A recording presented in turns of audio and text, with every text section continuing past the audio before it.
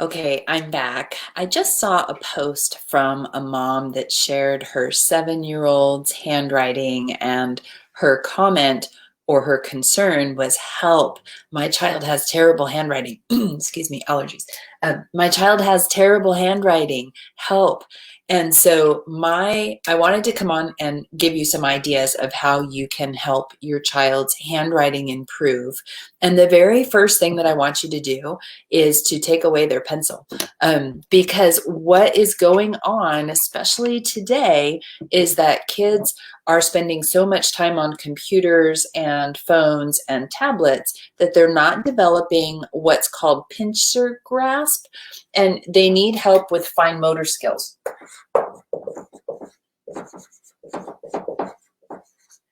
This is so bad today that there are actually studies out there and articles that there is a lack of ability that have enough fine. Oh, you can't hear me?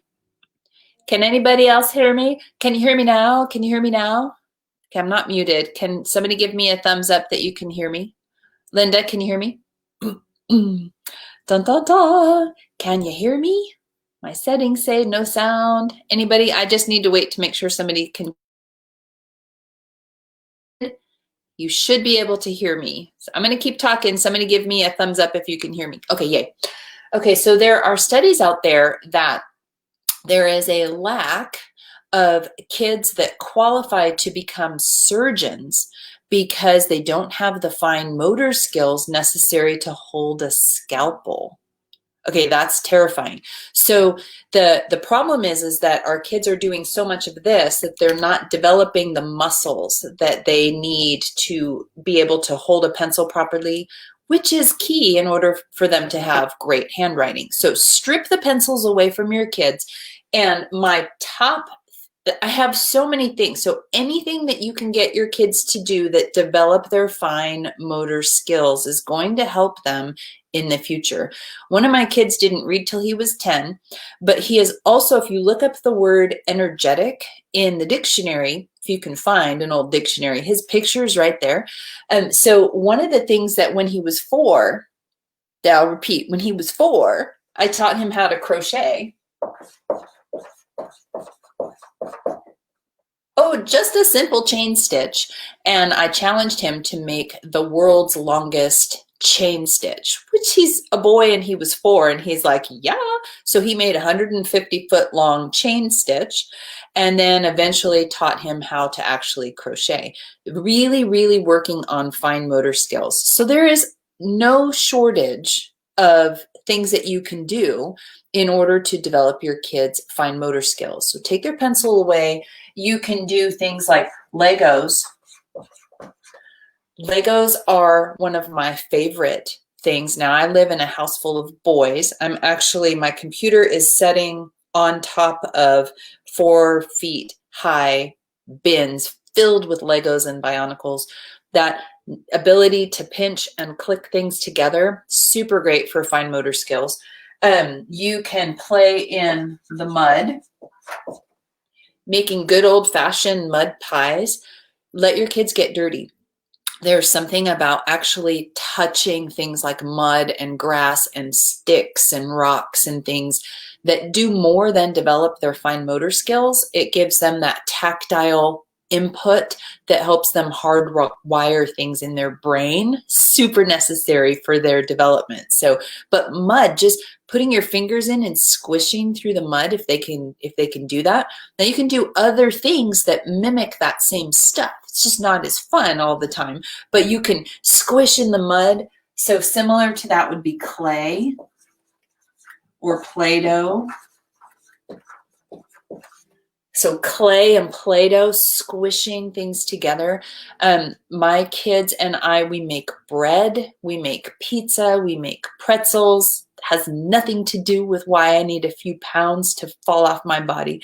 But that kneading of the bread is something that we do on purpose so that there's a development of fine motor skills.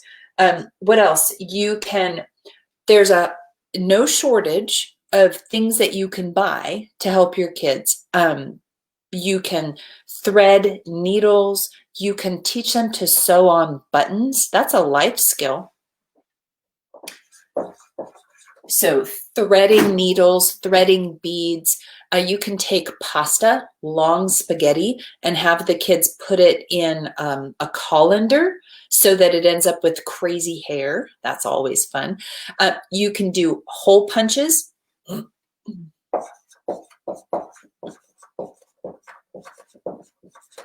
And you can tell them that they're either making confetti that you're going to throw at their dad when he walks home from work to celebrate that he made it home safely from work. And then give them tweezers and have them pick up all the little hole punches off the carpet with tweezers. Hole punch, you can make that an educational activity by playing with the different, so you know what I'm talking about, the old hole punches that they're like tweezers, they're grasping, and they have to punch holes in them. You can give them different kinds of paper. They can hole punch leaves outside. They can hole punch sticks if they're small enough. You can give them lightweight paper, cardstock, tin foil, all kinds of stuff, aluminum foil, depending on where you live. You can also make cards that have some kind of educational value, and all they do is they punch holes around the card. So say, look at my brain go blank. Say you wanted to teach them the periodic table of elements, but their fine motor skills are lacking. You could create the little squares that have the symbol and the atomic weight and all that stuff, and they could punch it while they say C is for carbon, this is its atomic number, this is how many protons, this is how many electrons. If they're just learning how to read, this is the letter C, big C, little c, big C, little c, k, k, k, right? So they're just hole punching. You could do old-fashioned lacing. So lacing cards, lacing shoes, lacing jackets. You can create your own multiplication, addition, or matching cards. You take a piece of card stock and say you have 2 times 2, and down here is 4. You can hold hole punch so that they have to connect the problem to the answer, or the big letter to the uppercase to the lowercase. Get super creative with what you do with things like hole punching and lacing. Some of my favorite things are string with clothespins.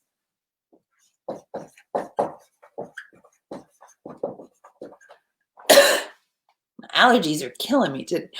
So clothespins. So you take a string or yarn, or in my house it would be paracord, and you could lace it across a room, and then you give them cards that then they can pinch and place onto this paracord. And that works with so many things.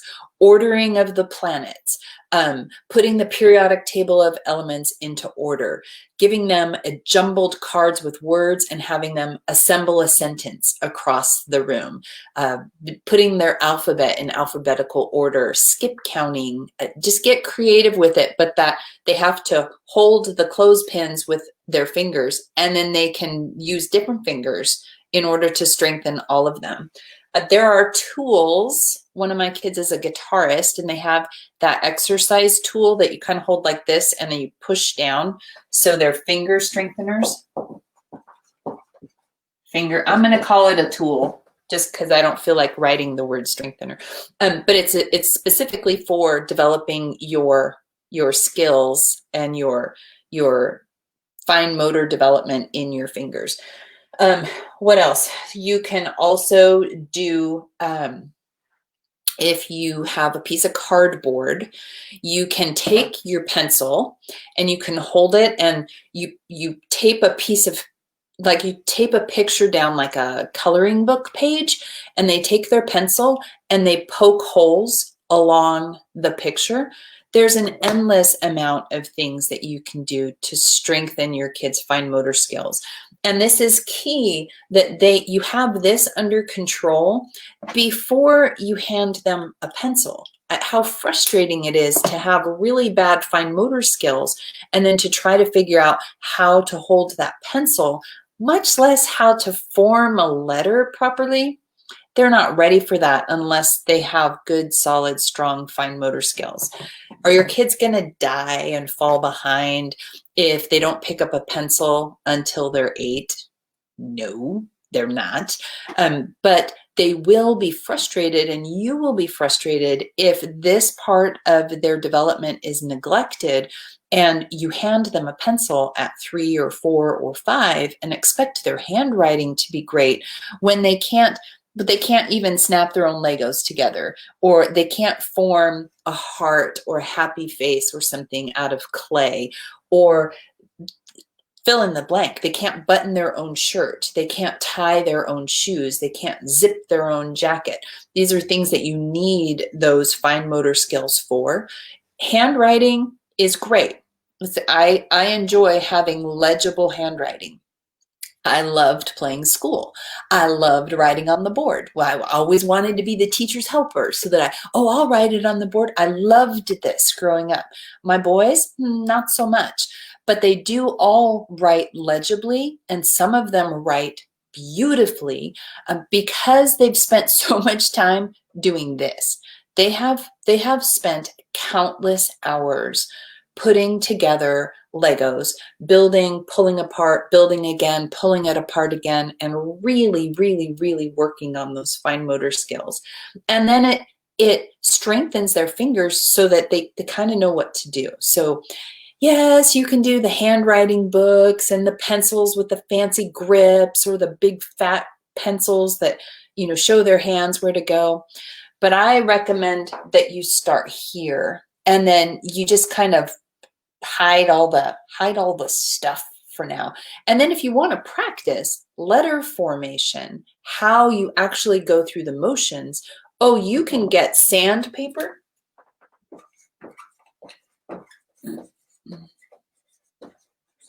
And they can write their letters with their finger or with a toothpick or with anything where they just are tracing on top of the sandpaper so that they are getting in their mind how they actually form the letters. You can draw in sand or flour or rice. You can draw the letters. You can poke holes and form the letters right on clay that you have put out, or cookie dough. You can have them finger paint so that they're finger painting in pudding or Jello mix or salt. They can just draw in salt. They can paint so that they're painting the formation of the letters. Truly, this is not as important. Learning how to do a cursive B with a pencil is not that important. It's important that you can read your writing. Why? Because the point of writing is communicating your thoughts and ideas. That's more important, that they understand that the reason that they're learning to write, the reason they're learning to form their letters is not so that they do it perfectly, but that they can share their ideas with other people on paper in a way that those people will understand what it is they're trying to communicate. And that's not something they need to conquer at the age of 6 or 9 or 12. It's something they need to conquer by the time they leave your house. They should be able to communicate in written form so that they're understood. And so that's the reason that you learned how to form your letters properly. It's so that you can be understood as you're trying to communicate your ideas to the world. But whether you do traditional handwriting or whether you just do print, doesn't matter. You can do what you want. Like, you can teach your kids what makes your heart sing, but understand that the whole point of handwriting is communication, and that the tools that your kids need to communicate clearly with writing is to have fine fine-tuned fine motor skills. So keep it going in the comments. If you have ideas, tools, or activities that strengthen fine motor skills, drop them in the comments below. I don't want the thread to turn into this workbook and that handwriting program. Those are good tools, but we want to develop the fine motor skills. So share down in the comments below, how have you helped your kids develop fine motor skills? I know that I have 5 kids. One of my kids is very big for his age. He has always been in the 105th percentile for height his whole life. He's always been large. And so his fine motor skills have always lacked because his body grew so fast that his motor development didn't keep up with his body growth. So we spent years working on his fine motor skills so that his handwriting could catch up to his ideas and his thoughts. The child is now 6'2" and in high school/college and is just fine. His handwriting is perfectly legible and he's able to communicate clearly. And I'm so glad that we didn't spend his childhood sitting there arguing and complaining about his formation of letters.